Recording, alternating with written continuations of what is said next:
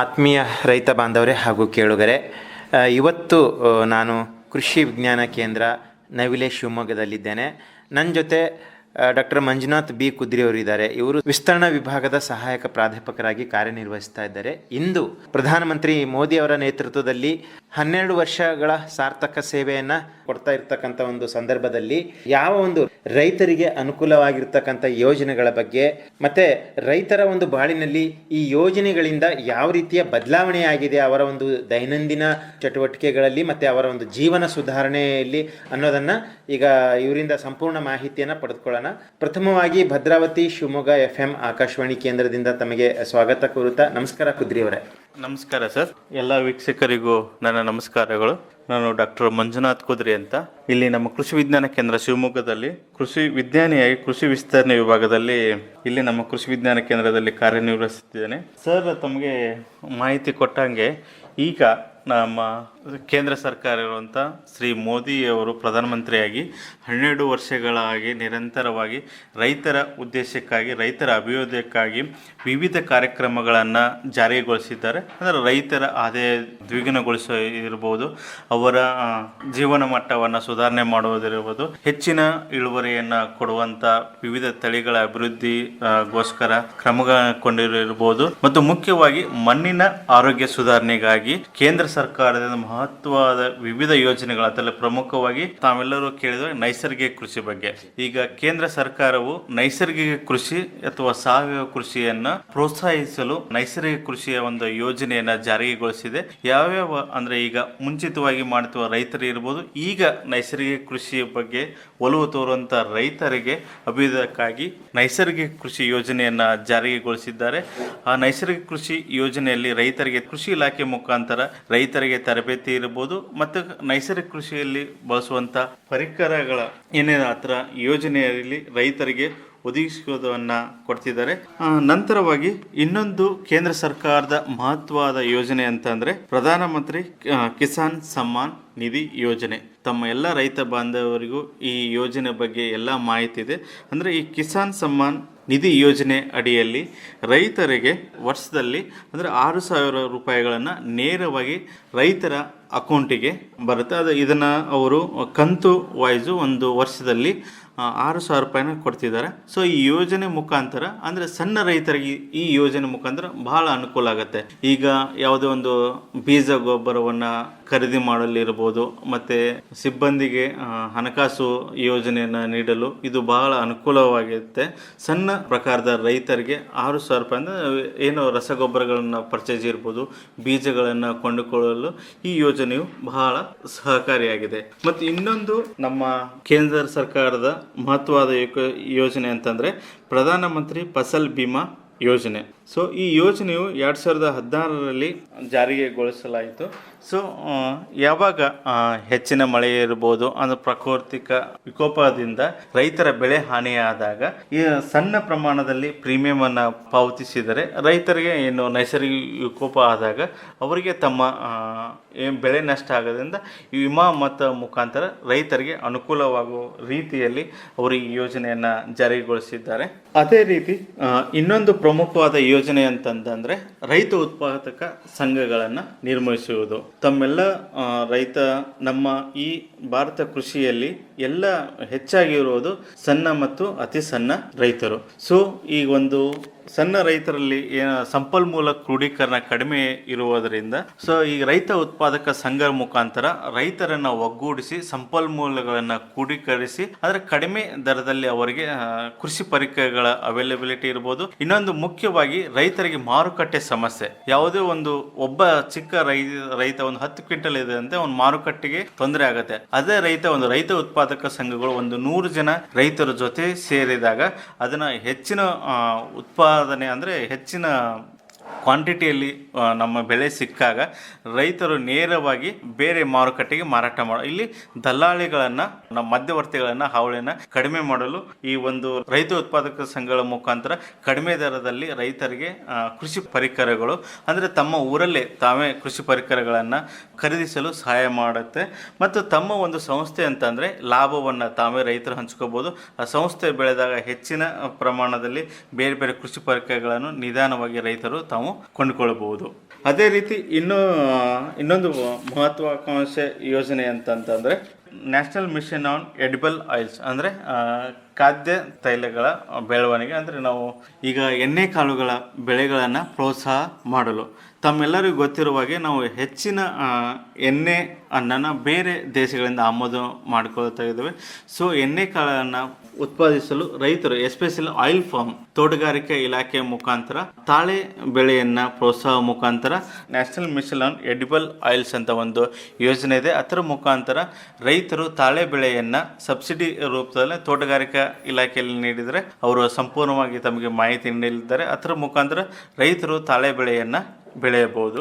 ಮತ್ತು ಇನ್ನೊಂದು ಮುಖ್ಯವಾಗಿ ಕೇಂದ್ರ ಸರ್ಕಾರದ ಯೋಜನೆ ಅಂತಂತಂದರೆ ಪರಂಪರಾಗತ ಕೃಷಿ ವಿಕಾಸ್ ಯೋಜನೆ.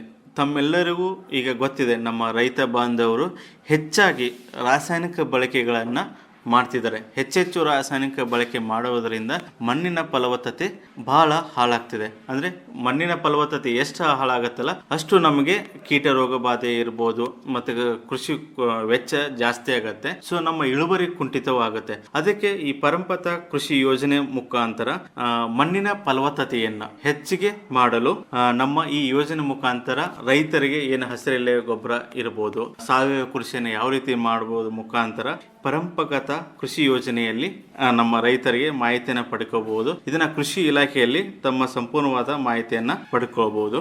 ಇನ್ನೊಂದು ಕೇಂದ್ರ ಸರ್ಕಾರದ ಯೋಜನೆ ಅಂತಂದ್ರೆ ಸಾಯಿಲ್ ಹೆಲ್ತ್ ಕಾರ್ಡ್. ತಮ್ಮ ಎಲ್ಲ ರೈತ ಬಾಂಧವರಿಗೆ ಗೊತ್ತಿರಬಹುದು.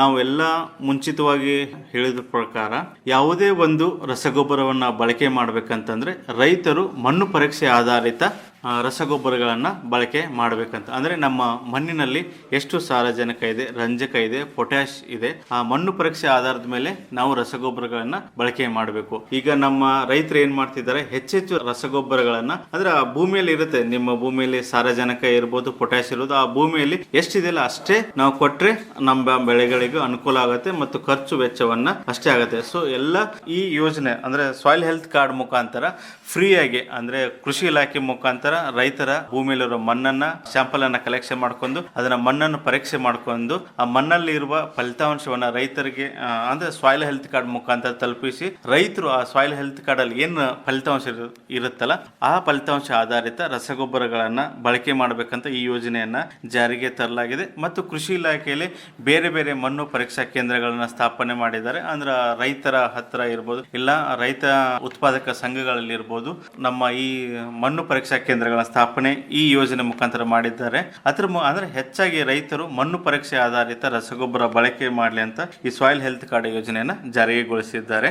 ಸೊ ಇದೇ ರೀತಿ ಬೇರೆ ಬೇರೆ ನಮ್ಮ ಕೇಂದ್ರ ಸರ್ಕಾರ ನಮ್ಮ ರೈತರ ಅಭಿವೃದ್ಧಿಯಕ್ಕಾಗಿ ಪ್ರಮುಖವಾಗಿ ಈಗ ನಮೋ ಡ್ರೋನ್ ದೀದಿ ಅಂತ, ಅಂದ್ರೆ ಸೆಲ್ಫ್ ಹೆಲ್ಪ್ ಗ್ರೂಪ್ಸ್ ಏನಿರ್ತಾವಲ್ಲ, ಮಹಿಳಾ ಸ್ವಸಹಾಯ ಗ್ರೂಪ್ಗಳಿಗೆ ಏನು ನಮ್ಮ ಈ ಡ್ರೋನ್ ಇದಲ್ಲ, ಡ್ರೋನ್ ಮುಖಾಂತರ ಕೀಟನಾಶಕಗಳನ್ನು ಸಿಂಪರಣೆ ಮುಖಾಂತರ ಅವರು ಸ್ವಾವಲಂಬನೆಯನ್ನು ಮಾಡ್ಕೋಬಹುದು ಅಂತ ನಮ್ಮ ಡ್ರೋನ್ ದೀದಿ ಅಂತ ಒಂದು ಯೋಜನೆ ಜಾರಿಗೊಳಿಸಿದ್ದಾರೆ. ಇನ್ನೊಂದು ಪ್ರಮುಖವಾದ ಯೋಜನೆ ರಾಷ್ಟ್ರೀಯ ಕೃಷಿ ವಿಕಾಸ್ ಯೋಜನೆ. ಈ ರಾಷ್ಟ್ರೀಯ ಕೃಷಿ ವಿಕಾಸ್ ಯೋಜನೆ ಮುಖಾಂತರ ಏನು ನಮ್ಮ ಗ್ರಾಮೀಣ ಭಾಗದಲ್ಲಿರುವಂಥ ಸಂಸ್ಕರಣಾ ಘಟಕಗಳಿರ್ಬೋದು, ಮತ್ತು ಗೋದಾಮುಗಳಿರ್ಬೋದು, ಏನೇನು ನಮ್ಮ ಕೃಷಿಗೆ ಸಂಬಂಧಿತ ವಿವಿಧ ಇನ್ಫ್ರಾಸ್ಟ್ರಕ್ಚರ್ ಡೆವಲಪ್ಮೆಂಟನ್ನು ನಮ್ಮ ರಾಷ್ಟ್ರೀಯ ಕೃಷಿ ವಿಕಾಸ್ ಯೋಜನೆ ಮುಖಾಂತರ ಮಾಡಿರುತ್ತಾರೆ. ಅದೇ ರೀತಿ ಪ್ರಮುಖವಾಗಿ ನಮ್ಮ ಈ ಜೇನು ಕೃಷಿ ಸಾಕಾಣಿಕೆ ಹೆಚ್ಚಿಗೆ ಮಾಡಲು national beekeeping and honey mission ಅಂತ ಒಂದು ಬಹುದೊಡ್ಡ ಯೋಜನೆಯನ್ನ ಜಾರಿಗೆ ಮಾಡಿದ್ದಾರೆ. ನಮ್ಮ ಕೃಷಿಯಲ್ಲಿ ಜೇನುಹುಳುಗಳ ಪ್ರಮುಖ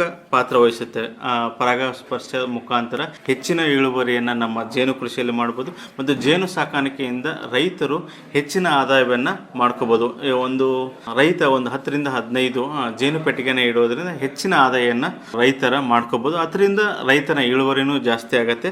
ಸೊ ಇತರ national beekeeping and honey mission ಮುಖಾಂತರ ರೈತರಿಗೆ ಜೇನು ಸಾಕಾಣಿಕೆಯ ಸೌಲಭ್ಯವನ್ನ ಒದಗಿಸಿರ್ತಾರೆ. ಅದೇ ರೀತಿ ಇನ್ನೊಂದು ತೋಟಗಾರಿಕಾ ಬೆಳೆಗಳಲ್ಲಿ ನರ್ಸರಿ ಇರಬಹುದು, ಮತ್ತೆ ವಿವಿಧ ತೋಟಗಾರಿಕಾ ಬೆಳೆಗಳನ್ನ ಮಶ್ರೂಮ್ ಕಲ್ಟಿವೇಶನ್, ಸ್ಪೈಸಸ್ ಅವನ್ನ ಜಾಸ್ತಿ ಬೆಳೆಯಲು national mission on integrated development horticulture mission ಅಂತ ಒಂದು ಯೋಜನೆ ಇದೆ. ಅದರಲ್ಲಿ ರೈತರು ಈ ಸದುಪಯೋಗ ಪಡ್ಕೊಂಡು ತೋಟಗಾರಿಕಾ ಬೆಳೆಯನ್ನ ಬೆಳೆಯಬಹುದು. ಇನ್ನೊಂದು ಪ್ರಮುಖವಾಗಿ ನ್ಯಾಷನಲ್ ಮಿಷನ್ ಆನ್ ಬ್ಯಾಂಬೂ ಅಂತ ಒಂದು ಯೋಜನೆ ಇದೆ. ಅಂತಂದ್ರೆ ಬಿದಿರು ಬೆಳೆಯಲು ನಮ್ಮ ಕೇಂದ್ರ ಸರ್ಕಾರದಿಂದ ಉತ್ತೇಜನ ನೀಡ್ತಿದ್ದಾರೆ.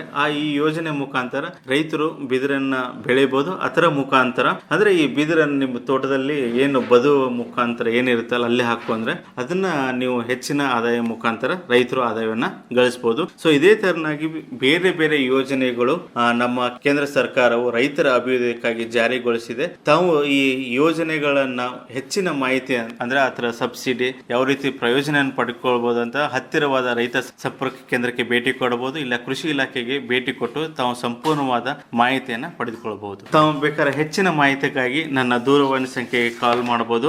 ನನ್ನ ದೂರವಾಣಿ ಸಂಖ್ಯೆ 9480751606. ಧನ್ಯವಾದ ಸರ್. ಇದುವರೆಗೆ ತಾವು ಏನು ಈಗ ಕೇಂದ್ರ ಸರ್ಕಾರ ನರೇಂದ್ರ ಮೋದಿ ಅವರ ಒಂದು ನೇತೃತ್ವದಲ್ಲಿ 12ನೇ ವರ್ಷ ಪೂರೈಸ್ತಾ ಇದೆ ಒಂದು ಸಾರ್ಥಕ ಸೇವೆ, ರೈತರ ಕಲ್ಯಾಣಕ್ಕಾಗಿ ಯಾವೆಲ್ಲ ಒಂದು ಯೋಜನೆಗಳನ್ನ ತೆಗೆದುಕೊಂಡಿದ್ದಾರೆ, ಆಮೇಲೆ ಅದರ ಒಂದು ಆ ಯೋಜನೆಗಳ ಪರಿಣಾಮ ರೈತರ ಬದುಕಿನಲ್ಲಿ ರೈತರ ಬಾಳಿನಲ್ಲಿ ಯಾವ ರೀತಿಯಿಂದ ಒಂದು ಬದಲಾವಣೆ ತಂದಿದೆ ಅಂತ ಅನ್ನೋದನ್ನ ತಾವು ತಿಳಿಸ್ಕೊಟ್ಟಿದ್ದೀರಾ. ಇನ್ನೊಮ್ಮೆ ತಮಗೆ ಭದ್ರಾವತಿ ಶಿವಮೊಗ್ಗ ಆಕಾಶವಾಣಿ FM ಕೇಂದ್ರದಿಂದ ಧನ್ಯವಾದ ಹಾಗೂ ನಮಸ್ಕಾರ ಸರ್. ನಮಸ್ಕಾರ. ರೈತ ಬಾಂಧವರೇ ಹಾಗೂ ಕೇಳುಗರೆ, ಪ್ರತಿದಿನ ಸಂಜೆ 6:50ಕ್ಕೆ ಮೂಡಿಬರುವ ಕೃಷಿ ರಂಗ ಕಿಸಾನ್ವಾಣಿ ಕಾರ್ಯಕ್ರಮ ಭದ್ರಾವತಿ ಕೇಂದ್ರದಿಂದ ಯಾವ ರೀತಿಯಾಗಿ ಮೂಡಿ ಬರ್ತಾ ಇದೆ, ಮತ್ತು ಈ ಕಾರ್ಯಕ್ರಮದ ಕುರಿತು ನಿಮ್ಮ ಅನಿಸಿಕೆ, ಅಭಿಪ್ರಾಯ, ಸಲಹೆ, ಸೂಚನೆ ಏನಾದರೂ ಇದ್ದಲ್ಲಿ ನಮ್ಮ ವಾಟ್ಸಪ್ ನಂಬರಿಗೆ ಇದನ್ನು ನೀವು ಬರೆದು ತಿಳಿಸಬಹುದು. ನೀವು ಬರೆದು ಕಳಿಸಿದ ಮಾಹಿತಿಯನ್ನು ಅದೇ ಕಾರ್ಯಕ್ರಮದಲ್ಲಿ ಪ್ರಸಾರ ಮಾಡಲಾಗುವುದು.